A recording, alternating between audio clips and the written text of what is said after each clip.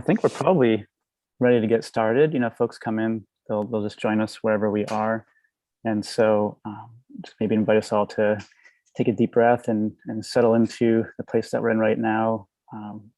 We're we're all, I'm sure, quite busy, and the world is not getting any less stressful. So it's nice to actually have a prompt to breathe properly, on the fuller side of your lungs as opposed to on the deflated side. And I'll just help us kind of pump some fresh oxygen throughout our bodies.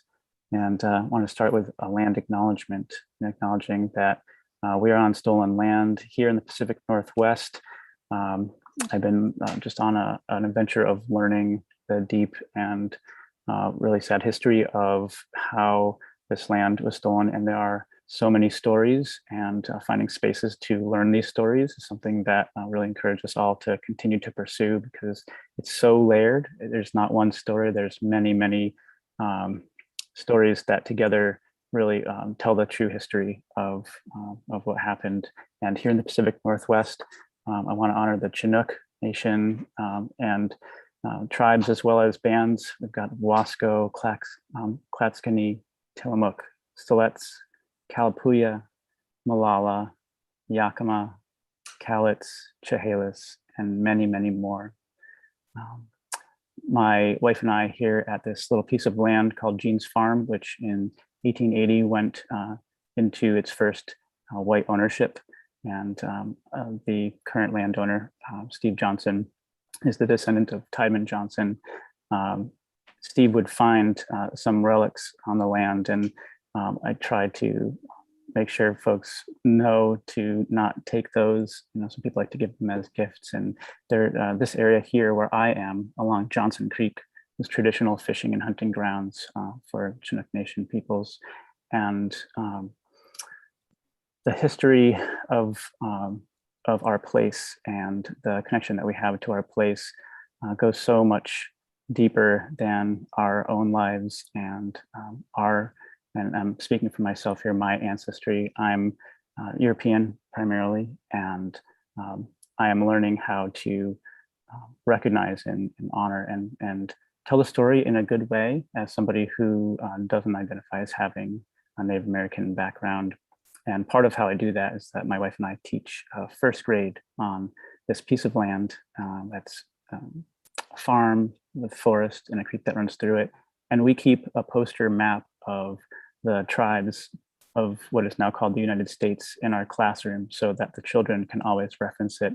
And it's a really lovely way to bring that history, not just in a module and not just at one point in the education of the children, but actually they're seeing it all the time and having an opportunity to reference it. And that's pretty awesome. So with that, I welcome you all, and wanted to also mention the impetus for this gathering. That's kind of a connected theme also, is that today, I guess it was decided in 2007 by the General Assembly of the United Nations that this would be the World Day of Social Justice. And some of the intentionality behind that, maybe like some good intentions, some of it may be a little bit questionable. For example, this is this year's designation is for formal employment. Okay, I would add to that empowered employment and empowerment, and that's a theme that I know that Starhawk touches on quite a bit. There's so many ways that social justice intersects with our lives, and not just the actions in the streets that we see on the news, but all the way to the Supreme Court, that there's social justice as a very living and necessary movement to assure that people have rights to have access to being able to vote, or to have healthcare, or to just live a good life. And a lot of people don't have that right. And so how does permaculture connect with that? That's sort of the theme of the night tonight. We're going to explore that. We're going to kind of try to figure out how this field of study, this kind of way of knowing that has also a little bit of a questionable history, with not always acknowledging where information is coming from, and not always finding ways to give back to the sources of that knowledge, and really trying to not only improve that, but make sure that we're understanding that permaculture really fundamentally is working with edges. And so how can we make sure that permaculture is not avoiding this edge of social justice work and what some might also call collective liberation? So with that, I take a deep breath because there's a lot that's in there. And the invitation to Starhawk and to Charles was to offer fairly brief, because this has been a long day for these two instructors, to be able to touch on this theme and to kind of invoke it and hold it and ask questions about it and let you know about upcoming opportunities to engage in learning opportunities that center permaculture around social justice and collective liberation. So thank you for coming, and I'll turn it over to Star and Charles to take us through the rest of the evening. So hello, welcome everybody. I'd like to start just with a grounding. Let's just get in our bodies in this place, wherever you are. So I invite you just to get comfortable, like feel where you're sitting and just get yourself comfortable and maybe take a deep breath, maybe close your eyes, maybe not, and just start to relax. Just feel gravity tugging on you like an invitation to settle. Like all seeds, feel that tug of gravity and it guides their roots down. I invite you to imagine a root heading down from your body. Maybe it's your feet are on the floor and it's heading down from your feet. Maybe it's you're sitting and it's heading down from the bottom of your spine. But let that root start to travel down through wherever you're sitting on, through the floor, until it finds the earth. Just imagine that root twisting and twining down, finding the soil, sliding between rocks, in the dampness between roots and worms, and just let that thread of connection, that root, slide down, finding bedrock, maybe a crack in that rock, and slide deeper and start to connect you with the place that you call home right here today. Let that root spread out,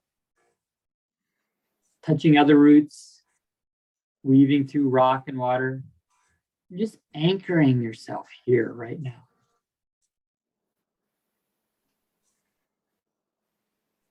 And allow yourself to taste the earth where you are, like all roots do, being able to sense the soil around them, taste what it is to be here, and draw some of that up. Just breathe some of the energy of the place you are at right now. Just breathe it up, easy, like water through a straw.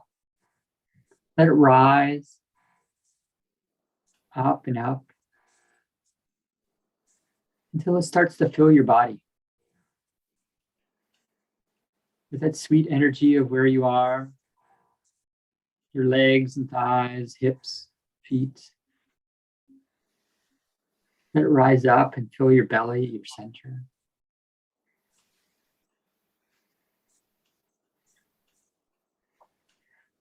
Breathe it up. Let it fill your chest and surround your heart. Feel what it is to love this place. And up into your shoulders, down your arms, your neck, your head. And as you breathe this up, if there's any part of your body that needs to move a little bit, maybe you need to stretch out a little bit, wiggle, to really let it get in there. Let the energy of this place totally fill you. All the little spots.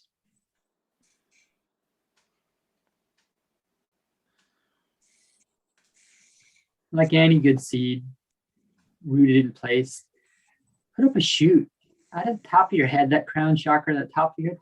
Allow a stem and branches to just rise up through the roof, out the windows, and reach into that evening or night air. Maybe you're catching the last fading sunlight or starlight or moonlight. Maybe there's a breeze. Just let your branches reach out and feel all the rays from the moon and the star, maybe the sun, come showering down, and draw some of that in. See if you can hold both earth and sky energy at once. let them mingle. And with your breath, let some rise up to the air, float away. Let some of the sky energy seep down into the soil. Just be that spot between sky and earth. And with that, I invite you to open your eyes and look around. Just open and notice where you are. This is a place you're familiar, most likely. Maybe there's walls, maybe there's not. Comfortable, familiar things, maybe new things. Just notice where you are again. And notice who's here in this space. On this screen, maybe a camera on, maybe a camera off. Just notice who's here. And with this grounding, I say welcome. Welcome to this evening. Thank you, Charles. And now that we're grounded, I want to acknowledge that when we come together like this, it's like we create a circle. Even though we can't stand together in a circle, we are here, even though we're actually sort of more in a square. I like to just sort of maybe take your finger and imagine you're going to trace it around that square and just draw a circle around it. Because nature works in circles, and that's part of our permaculture principles. And our circle is cast. And when we have cast the circle, we always like to call in the elements and the directions. So,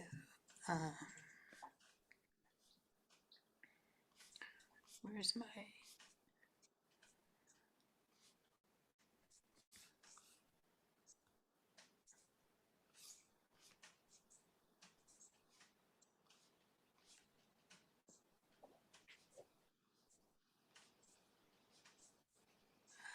Here. Because Zoom is such a visual medium, I have to try to do this sometimes visually. So take a breath and let us honor the air, the element that sustains our lives, that we have to take in and give out every moment of our lives. The great clouds and the winds, the breezes, the water vapor, the sunrise, the beginnings of things, welcome air. And fire, that element of warmth and heat, passion, of courage, that can blaze up and that can die down and be simply a spark or an ember. Welcome fire. Thank you, fire. And water. Water is life. Water is sacred. The great waters, the waves of the ocean, the still pool and the reflective qualities of water in a lake or in a stream, the rainwater sustains our lives. Welcome, water. Thank you, water. And earth, that living soil that sustains and feeds all the life of the world, the plants, the great trees and the forests, the flowers that are out here in the West Coast beginning to bloom for the spring, that great sustaining, nurturing force of life. Welcome, Earth. Thank you, Earth. And the spirit in all of its forms, from the great standing stones of the ancestors to that spirit of service, picking up the garbage and doing what we can to heal the hurts of the world. That sense of wonder, amazement at the first butterfly of spring. Welcome, Spirit. Thank you, Spirit. All right, so here we are in our sacred space for this conversation. And Matt, did you want to lead us off with a question? Sure, I'd be happy to. It's been my experience that really mostly in the last few years, but certainly the voices have been asking for longer than that. There's this sort of,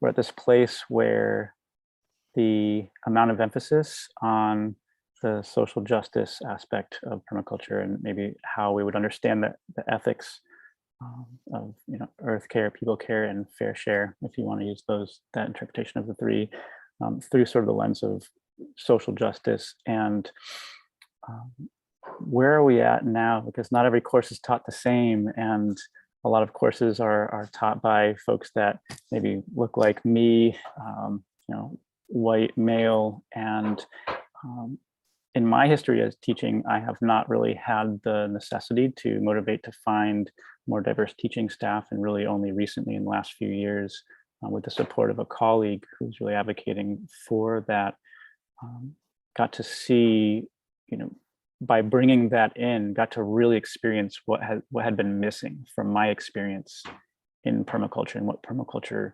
means, right? Not just coursework and understanding around gardening and perennial food systems, with a constellation of other topics around it in a design project of your yard, to kind of make a kind of silly reference to how sometimes people might actually interpret this work. But we all know it's deeper than that. But how are we moving forward in this work with centering on social justice in permaculture?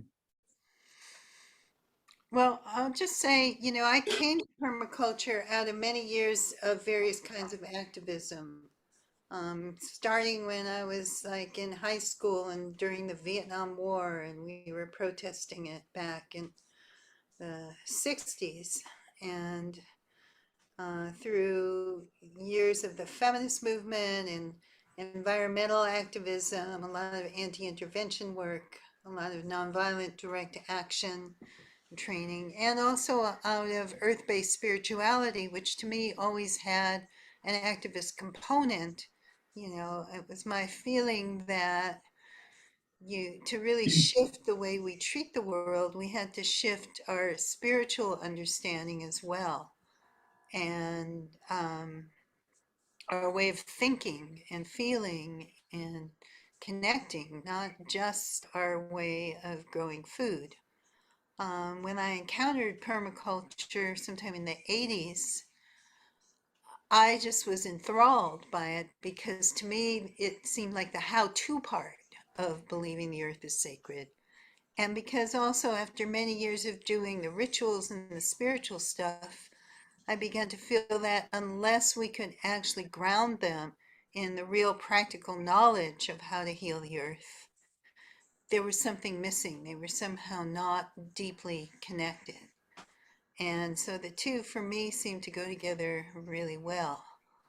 But I always saw that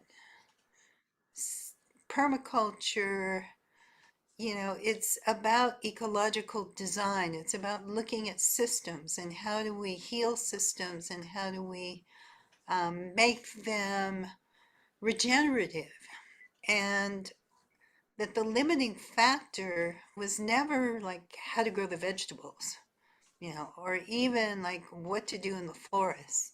The limiting factor was always the people aspect, and that we couldn't really have a regenerative agriculture or a regenerative culture without addressing the ways in which our human cultures were out of balance. And that was often ways that tied into social injustice and all those isms of racism and sexism and inequality, of all sorts. And so part of that work of permaculture had to be the work of social justice as well.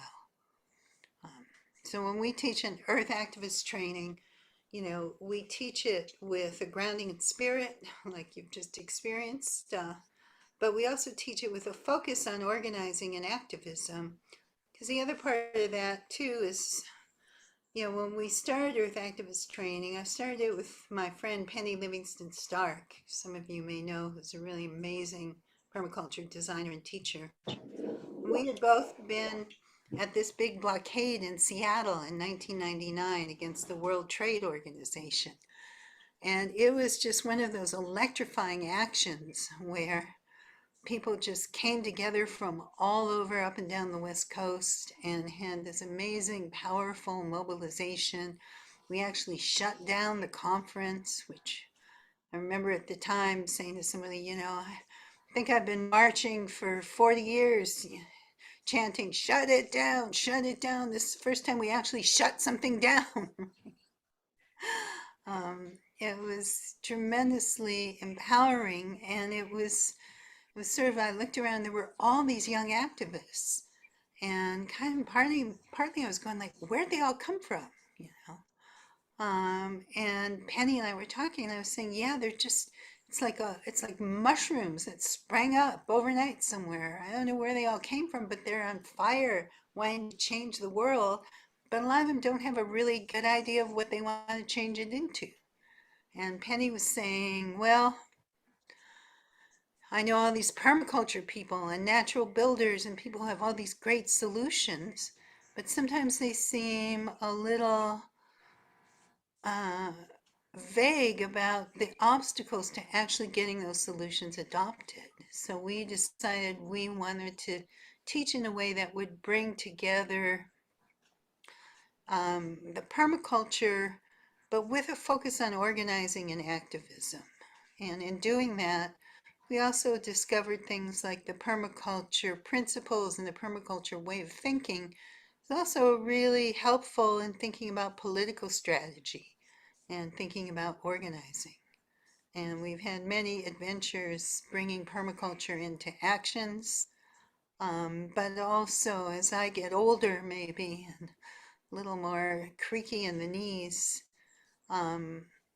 I may be more focused a little bit on saying, how do we have permaculture actually influence policy? And how do we bring these ideas into the mainstream more and more?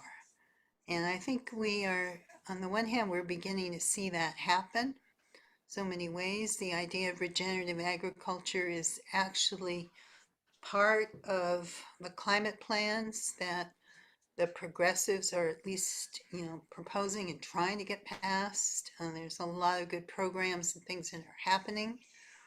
And on the other hand, we're seeing this tremendous backlash globally to all of these movements for change.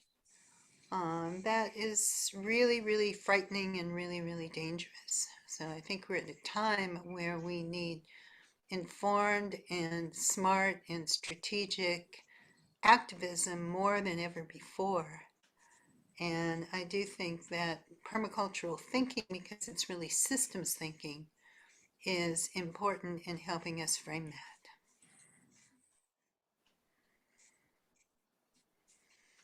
Thanks Charles, so do much. you have thoughts you want to add? Yeah, please, Charles. Yeah, you know, this idea of systems thinking, in my background, I come from very much in ecology, wilderness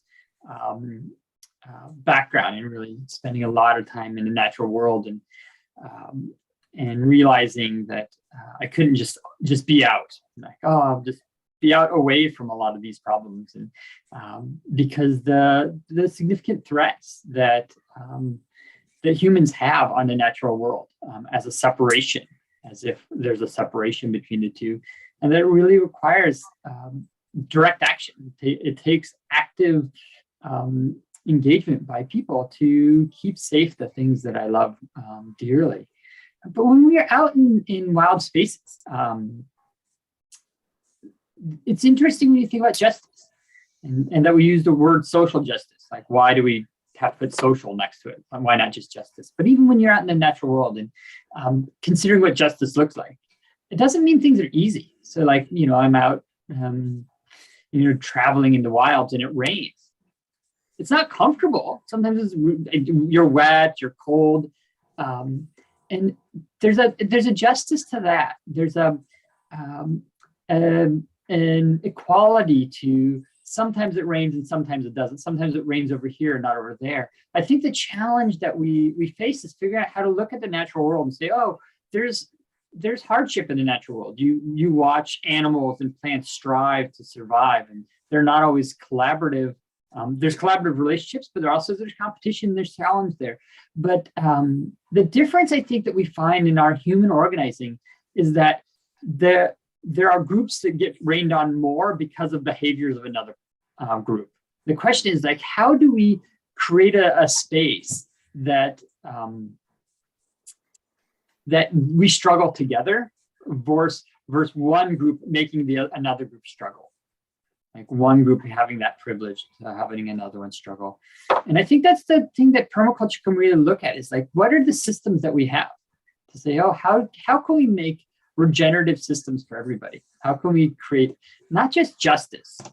Because I feel like justice is a little limited. Like, it was a construct that happened when empire happened. You know, prior to that, it was all relational. Like, you know, there wasn't this idea like blind justice. Like, no, you always knew everybody in the group, and you understood, like, oh, you know, that person, you know, took the chicken, but we know their grandparents, we know their parents, we know why, and like what happened in their life. Like, everybody knew each other, you know, in these more traditional societies. And that when you brought people together who had no similar background, no relation, that you said, oh, we need to be just, everything has to be equal. And I think there's a relational piece we need to work on. Like, how can we start to look at creating a world in which our relations heal each other versus just trying to be somewhat the same? How can we heal the trauma and the damage in our lives through our relationships? What would restorative justice look like? What would the justice that healed the traumas of our lives? Whether that is debt, which is a type of injustice, whether it's any of the isms that we have. So whether it's you know, race, gender, you know, you can name them all. We know many of them. Like, how can we heal those in our systems approach? And I think that's permaculture really does a good job of saying, okay, let's look at this. How do we relate in a way that isn't just about making things equal, but making things so they're relationally alive? So we create those edges where two communities or peoples come together, and that by coming together, we create something better for both groups. And so I think that's the part that I'm really excited about in permaculture, is that we can start to look at these areas that we struggle in and say, okay, so how do we solve the climate crisis that isn't about, you know, somebody having to give up a lot and somebody else getting a lot, or like some groups are going to be able to survive it and some groups aren't. Like, how can we work together so that all communities can struggle together? Because it's not going to be easy for any of them, right? But some is going to be easier for. Like, how do we really start to adjust that? So I'm really interested in having more conversation about this. So I don't know where all we're going in this group here, but I believe you all have some experience, and I'm interested in like starting to bring that together because we're small enough to do that. Yeah, I want to give a shout out to Larry Santoya. I see you're on here, who's also a very experienced permaculture teacher and designer. And I know many of you have some great experience to bring. Um, so maybe we want to start opening it up for questions and discussion in the chat. Matt's going to help kind of field them. Yeah, if you're not able to or not comfortable speaking out loud, feel free to write a question in the chat, and then I can bring it to the group. But also, if you want to share with your voice, go ahead and unmute yourself and let us know what you're thinking and what question you have, and we can all engage it together. While people are doing that, I want to just share, you know, one experience I had of really seeing how permaculture can be transformative in both social justice and also in all the stuff with land and ecology was in India when I was there for the Permaculture Convergence, which was organized by Narsana and Padma Kapila. And they have worked in the area near Hyderabad, out in the countryside, for decades. Narsana, I think, was in the first sort of permaculture course that Bill Mollison did in India back in the 80s, and kind of went back and worked with people in the villages who were actually entitled to get some land, but often didn't have access to the knowledge of how to do it, or the lawyers, or the stuff that would make that possible for them. And he helped empower them to get the land, and then to teach them both some of the permaculture approaches and also some of the traditional approaches. You know, India had a really rich heritage of farming that conserved biodiversity, polycultures that were traditional, of, you know, hundreds of different varieties of rice that farmers had developed. And a lot of that was threatened and challenged by the Green Revolution. It's one of the things Vandana Shiva really writes and speaks and teaches a lot about. And he focused on a lot on teaching and empowering the women. And this work was transformative for them. We met these beautiful women who had learned from him, and now were going around and teaching permaculture. They'd written all these permaculture songs that they sang about permaculture. And it had made their lives completely different, because before that, they often had little access to fresh vegetables or fresh fruit. Even though they were in the tropics in a rich environment, everyone around them was growing GMO cotton for the market. And to get vegetables, it was like another town or two over.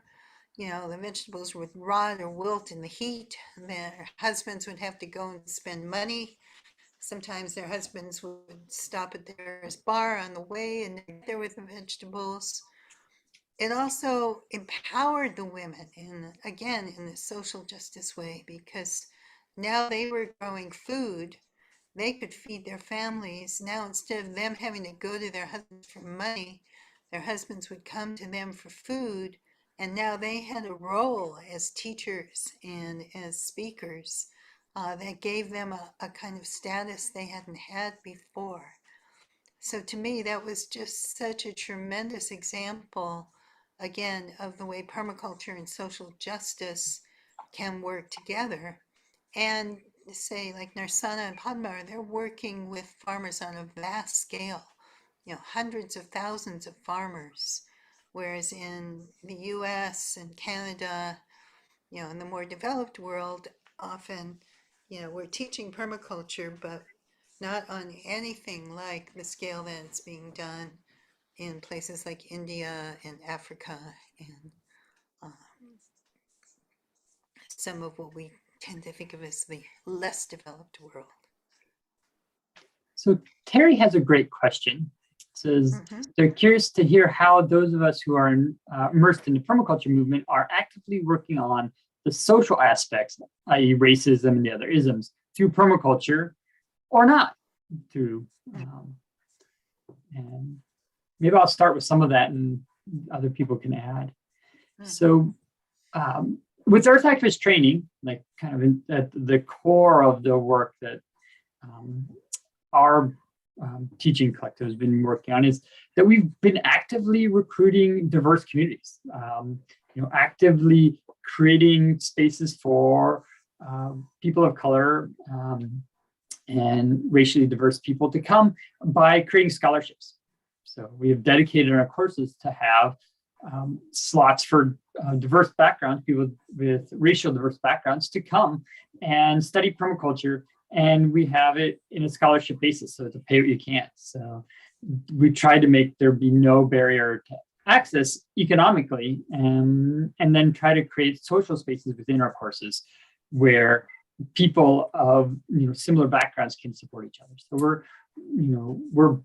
we're fundraising for it, we're creating space for it, we're inviting people in into the courses, and we've been training up our teachers. So part of our attempt is to like bring people into permaculture who want to come into permaculture, and then give them roles, teaching roles as they learn and grow. So creating the potential for them to grow into a teaching role, then go off and do whatever work they're going to do. So we're trying to make a space for racialized communities to learn permaculture if they want to.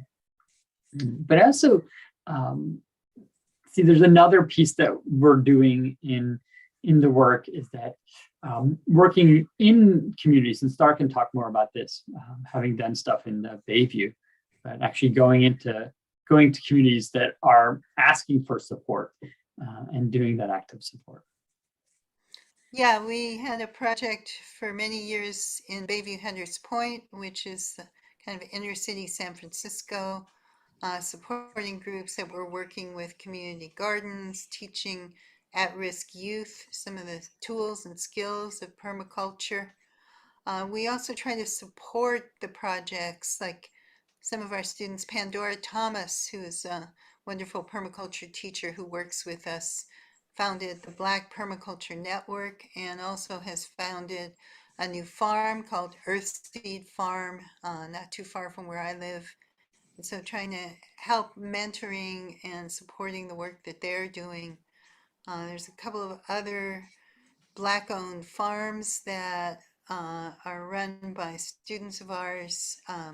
We have an amazing student, Sunshine Claymore, from the Standing Rock Reservation, and we've been able to kind of mentor her to the point where she's going to be starting to take teaching roles with us, and has done some great design work in her community that we've been able to help with our students giving input and helping to work on the designs. So I think if you really open up and make that an intention, you can find lots and lots of avenues for doing that. I wonder about other people, if you want to speak to some of the work you've done along those lines.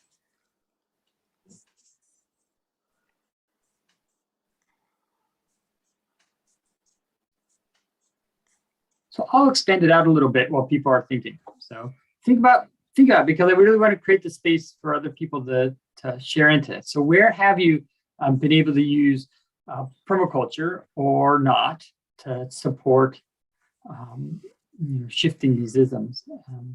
As a white guy,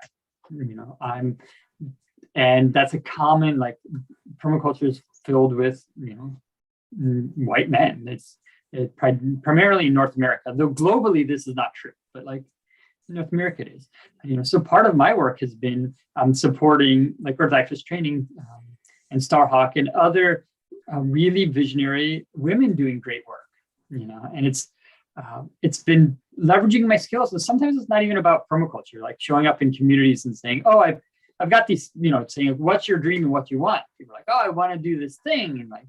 But some of the barriers are like, "Oh, but we don't have an outhouse." Like, okay, I'm not going to talk about permaculture, but I'm going to help make you an outhouse that's going to work. Or like, "Oh, we've got, we want to do, an encampment, so we need to get sinks so we can get, clean." People know how to make food and they know how to like do dishes, but they're like, "What do we do with the dirty water?"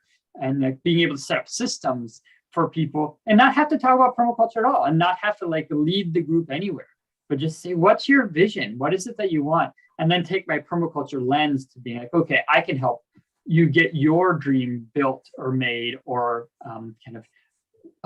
created. So I can bring my skills into that and help people make their dreams." And so it is taking my permaculture skills and my permaculture expertise, but it's not about centering myself in that work. It's about centering them in their dreams and using my skills to support that. So I think it's one of the ways that, especially people with privilege, can really support other communities. It's not about making people permaculturalists. It's about finding what their dreams are and taking our permacultural skills and like saying, "How can I put my hands to work and my skills without having you have to learn what I have to be able to be conversant in it?" Like, you don't even have to say the word permaculture to help somebody have their dreams happen. And permaculture is great at that because we have a lot of solutions. We're very solution focused. So like, how can we bring that into the work we do? So how else have people in this group supported others, especially in some of these marginalized communities. Or maybe even, questions do you have that are preventing you from trusting this work? Right.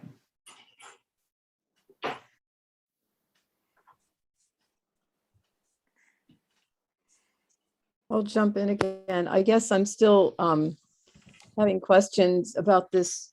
Maybe my question wasn't very clear, because what I'm really looking for is, I feel like permaculture, and I know just enough to be dangerous, so I'll acknowledge that right up front. I mean, I took like one class, but I guess I'm thinking, my question is more because I think at the beginning we talked, or a couple of you talked about the social justice aspect of it. And I feel like permaculture is really strong at gardening and, those agricultural kinds of things. But the social justice piece is the piece I'm looking to get more of an answer from you about. And working to support other people to learn how to grow food is wonderful. I'm not having questions about that. It's more in the work that I've done, the research that I've done, looking at Black and Brown people and a lot of Indigenous people, they have tremendous wisdom to offer. And so how is the permaculture movement listening to that and embodying it or incorporating that into what permaculture is about? Hopefully that's clearer. I don't know. I'm happy to answer questions if it's not clear. Thanks, Terry. I think, people often ask about the permaculture movement. Well, isn't that just, indigenous knowledge that Bill Mollison and David Holmgren, who founded permaculture, didn't they just appropriate a lot of indigenous knowledge? And I think that's an actual misunderstanding of what permaculture is and what it does. There is tremendous indigenous knowledge and wisdom about the land. And I think it's one of the things at a time when most agriculture teachers and programs were sort of dismissing that as primitive and often destructive. Bill and David really valued it, looked at it, acknowledged it, wrote about it, acknowledged where it came from in their writings. But what they were doing was not exactly the same as just traditional ecological knowledge. It was really looking at how does that inform us to understand some of the underlying principles that we can apply, not just to food growing, though food growing is where it started, but also to systems in general. And if we look at nature, take nature as our model, if we really understand how nature works, then can we meet our needs in ways that actually regenerate the environment around us? And that's what they were aiming for. And they came up with some pretty good principles and systems for looking at a situation, evaluating it, analyzing it, and making a plan and deciding what you're going to do, and then having a set of ethics and a set of criteria for making those decisions. Now, that is a process that can be used for growing food, and that's what most people think of with permaculture. But it's also a process that can be used for social systems. It can be used for strategy and political organizations, and we've used it that way and taught it that way. It can be used for looking at a huge problem like climate change and evaluating and analyzing the range of solutions and approaches, and again, making some informed choices and decisions about which ones we want to employ. Do you want to add to that, Charles? And I see another hand up there. Yeah, I see a hand up. I'm curious if this is answering your question, like if it's, because it seems like your question is really broad. So I just want to, before I do any more talking, just check to see if this is approaching your question. Yeah, I think what Starhawk just said was helpful for thinking about it. I think it's quite likely that it's just because I don't know enough, and so I'll look into it more, that part of it. Thank you. Yeah, there's a whole part of social permaculture, which is like, how do we organize groups? How do we deal with conflict? How do we deal with difference? How do we, make decisions? Those type of things, which I think play a large role in some of the social justice, like what is, how do we collaborate and how do we work with groups that are different than us and from different backgrounds, without taking from them, but also without trying to become them either, both of which I believe are problematic. So there's a whole like study of permaculture, and I'm not sure I'm going to go kind of into that, like the social permaculture work, but there's that piece of like finding how do we work together with that which is not the same as us, and is a core piece of, I think, any successful system. Like, how do we work together? I see Jay had a hand up for quite a while. Did you want to ask your question, Jay? Did you just give up? Hi. Oh, I'm waiting patiently. Mhm. I just wanted to comment kind of like a way that I've seen permaculture apply to my perspective on justice is like this idea of producing no waste, and that even terrible and tragic events can be a place to begin healing. It's also helped me to open my mind more to what's possible in the world, and acknowledging that I have some biases, but that's again, not producing no waste means to like grow in deeper human connection with myself and others, and to like accepting these aspects that are not desirable, but it's part of being human to be flawed. So, like loving ourselves fully means accepting that we have to love the quote wasteful aspects of about being human. So I feel like that's just one small way in which permaculture has helped me to and having an open mind, I feel like is really integral to doing social justice work, especially in a world that's like really being white and male has become like people are afraid of this figure, the caricature of that, because of how much violence there is in our society now. Like, how can I be more like loving human, So that's where permaculture takes me anyway. And I see Gabrielle, you have a hand up.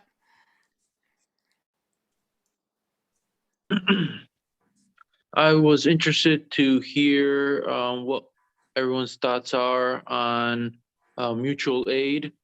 I had seen towards the beginning of the pandemic that there was a very big increase in mutual aid work, community members helping other community members out, and that kind of spanning the globe, which was very inspiring.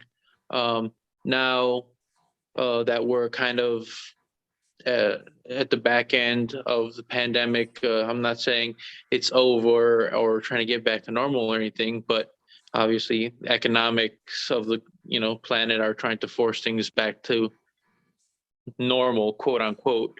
But I'm wondering, what is the trend currently from when it comes to mutual aid, comparing that to the beginning of the pandemic? Because I think mutual aid and the discussions around that moving forward are extremely important. So if y'all can speak on that, please. Thank you. Matt, did you have something to say on that? Yeah, Gabriel, I'm so appreciative for that comment and question, because the pandemic really was and is, but as you're saying, was a crisis. And as we know, crisis really kind of is a driver of innovation and sort of shifting patterns out of necessity. And You know, I experienced that being a small scale urban farmer, committing an entire growing season's worth of food to an emerging crisis kitchen, which to this day continues to offer that food, because although the sense of urgency has decreased, the need for food hasn't gone away. And so I really appreciate how a lot of people have woken up to what it feels like to step into a role of mutual aid. And kind of like my background is I spent 16 years in city repair. I'm very freshly retired and resigned from that work, and have seen a lot of people's lights turn on when they participate in some kind of authentic kind of human to human engagement, whether through mutual aid or sharing, even just sharing space, sharing food, sharing tea, whatever it might be. And the feeling that we get from that is a feeling that you don't forget. It's a feeling that I believe, is my perspective, that we try to satiate through a lot of other means, but those tend to be kind of more addictive and temporary. And like the real medicine is to truly be present and to be helpful. And so I've seen the work evolve from finding creative ways to engage people and just kind of having it be like an open banner. Anybody can come, and in some ways, like, hey, submit an idea, and like this nonprofit will try to support you in creating a stronger sense of village where you are. And I've seen that kind of focus to, hey, let's see this pattern here, that like most of the people who are responding to that are people that have time, you know, that can afford to engage in community activities and not having to work 3 jobs. And so we're noticing that there's actually a lot of people that aren't showing up for that, and what's going on there, and sort of doing this feedback loop in our work as sort of community activists, and recognizing maybe we need to target outreach a little bit differently, and actually invite specific groups to participate and offer support for specific groups, and not necessarily have it be such an open banner, but to really zero in and target intentionally to provide resources that you know, a lot of organizations and entities kind of are good at gathering to support in ways that, and of course the way that's close to my heart is in the vision of the folks who are articulating a need for their own community.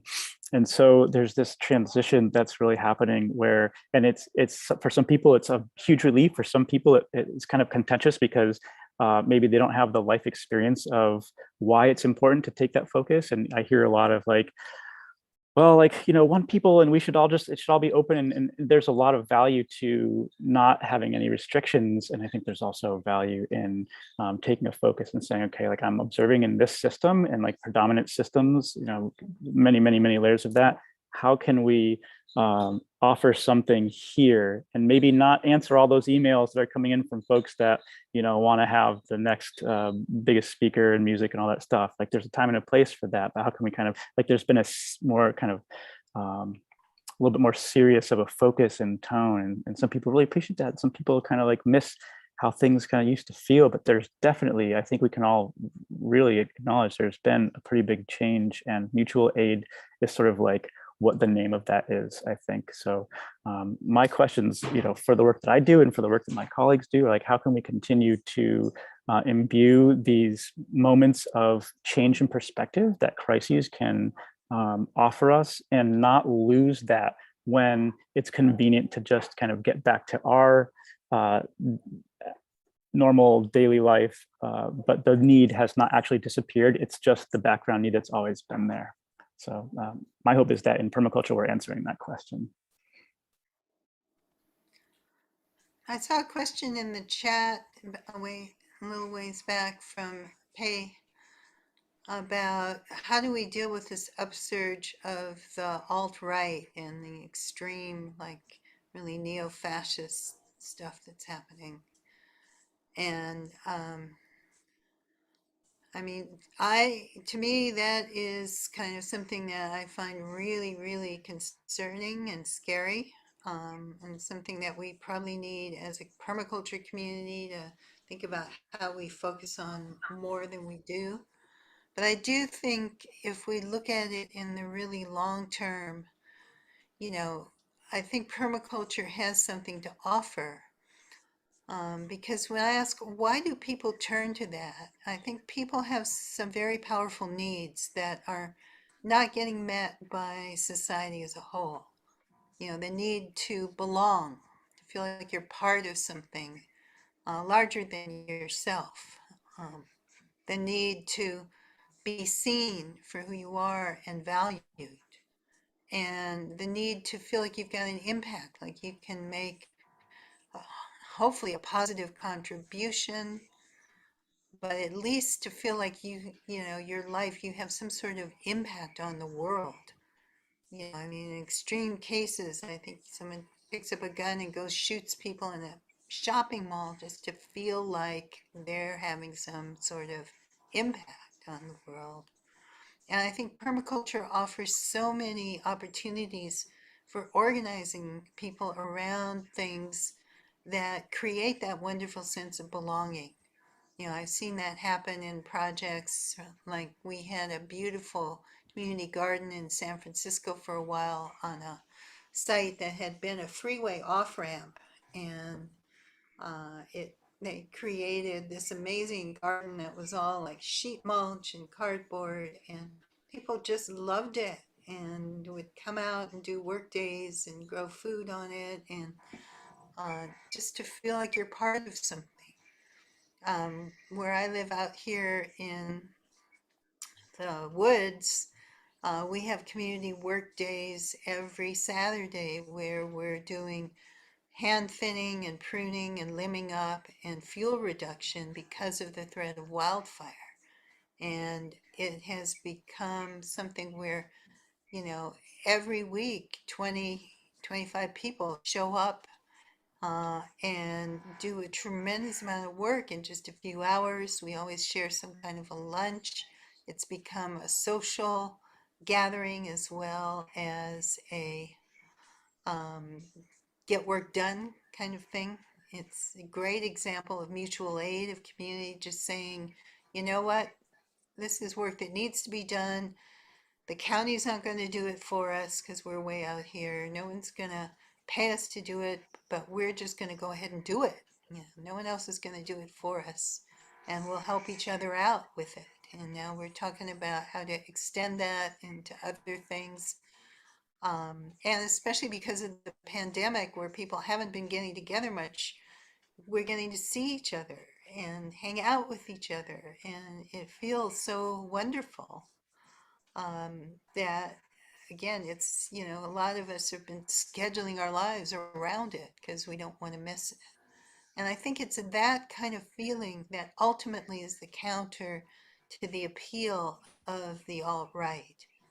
I also think as progressives, as people on maybe on the radical left, many of us might think of ourselves that way, we need to get better at talking to people who aren't like us. And I think we need to get better at focusing on that actually impact people's lives, and maybe spend less time um, trying to perfect each other's language and insist on the proper symbols and the proper ways of virtue signaling from everyone we come into contact with, because it's not being a very effective way of organizing. And we have to be willing to organize with people who aren't already perfected, who may be different from us, who may have ideas that we sometimes find offensive. But organizing is about reaching out to people who don't already agree with you. And we've got to get good at that. Yeah, I think these last two questions are really connected. This question of mutual aid and the question of kind of the alt-right. There's a piece of the alt-right I don't think we're going to change, and that's like the really fringe end. But there's this huge centerpiece of people that are looking for what Star's saying, belonging. That are looking, I have a very large family, and they're from the Midwestern part of the country, and there's a good swack of Trumpers. And, it's the, what do you do? They're family, we get together. We talk, and definitely we disagree about things. But it is this connection that needs to be made, because a lot of what I'm finding is that there are some radical ends, but by and large, many people have the same set of needs. They need to care, they need to be cared for. And this mutual aid is an important part of it. And this idea that mutual aid is not aid, it's not charity, it is reciprocal. It's that you can support somebody and somebody can then offer something back. So there's like this exchange is a two-way street. It's not a one-way street. So it's not like I'm going to fix their problem or I'm going to do this for them, but like you've created a relationship. And I think that's what really changes whether these people in the vast middle who are like, yeah, I'm just looking for somewhere to belong. Like this alt-right group, they seem to be having fun, or like they seem to care and are inviting me in and saying, hey, come over here, we're having a good time, or like, we will care for you and we need you because you can offer these things. Or, are we over here saying, hey, we have this thing going on and we really need you and we can offer this and you are valuable as a person. I think there's this large group of people who are like looking for where they're going to go. And when you look at some of these big alt-right gatherings where there's a lot of police and military, ex-police and military people in it, what are those groups except for groups, many of guys who found belonging in a brotherhood that gave them structure? The military is really good about saying like you belong and you're important and here are the rules for how you have to be. It's a comfortable place that I know a lot of people who have been in that and said, yeah, that was really great to be somewhere I knew what my job was, what I needed to do. I had people who cared about me. I cared about them. It was often built under very stressful situations. But, coming out of that, they're like, oh, but we're still looking for that same thing. So what do we have to offer as a movement that's enticing and engaging and can invite people in that have a wide range of different experiences and that they can see that they're valued? So it's not just handouts and charities or that you're wrong and you need to change if you're going to be part of us, but like, how can we really value the person as a person? And I'm not suggesting we change the like most radical ends, which I think would be great to do, or at least, have them dig swales because we need those too. But how do we really connect with those people who are in the vast middle, who are just looking for a place to belong and somewhere to do good work and be cared about? I'm noticing that we're a little bit past the time here, and I know if you have to go, of course, don't hesitate to take care of what you need to take care of.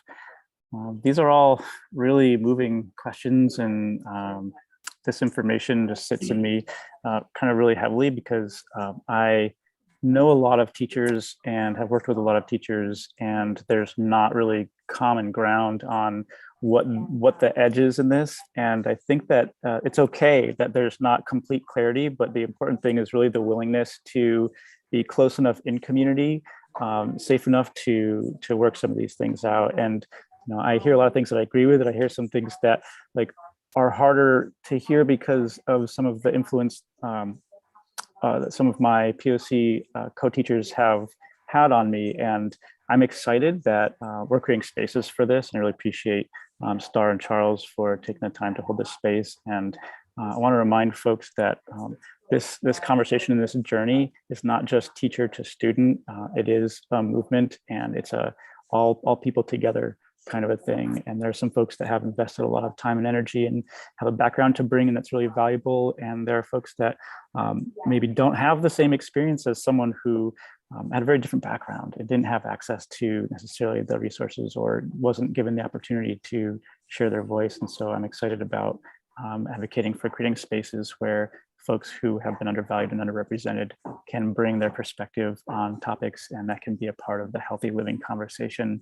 And so I'm not necessarily going to close us. I think I'll leave to Charles or Star to do this sort of formal closing, but let's ask good questions together, and let's find ways that we can be in community where the space is safe enough to engage uncomfortable topics, because I think if the conversation and the journey is not a little bit uncomfortable, we're kind of doing it wrong. So thanks, everybody. Well, we always like to end by thanking everybody, thanking you, Matt, for instigating this and setting it up and organizing it. Thanking you, Maya, for all the back of the sort of the backstage work that you do that makes Earth Activist Training happen. Thanking you, Charles, for always being such a great teaching buddy and companion. Thanking all of you for participating, for the great questions, for those of you who spoke out questions, and those of you who listened and held space for everybody. And yes, I hope that we can do more of these and similar things more often and have these conversations, because I think it's helpful to all of us to face up to these questions and to consider what we can do that is actually going to shift the culture in the direction of regeneration. I want to say thank you also to the elements that sustain our lives, to the spirit, to the earth, the water, fire, the air, and to the circle that we have been in. And now say that the circle is now open and unbroken, but we hope that the spirit of the circle will remain in our hearts. And we like to say, merry meet, merry part, and merry meet again.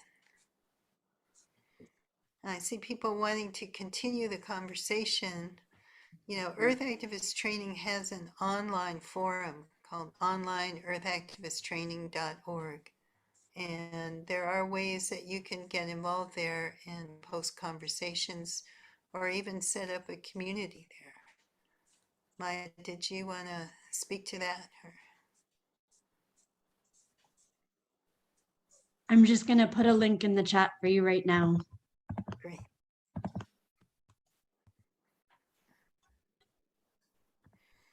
And yes, we'll be doing an Earth Activist training starting on Tuesday. We also have a course in Permaculture for Climate Activists. It already started this morning, but you can still register for that. That one is by donation. It's just 3 sessions. They're recorded, so if you miss the first one, you can still view it. And hopefully in that course too, we will have more of these conversations and chance to explore these issues.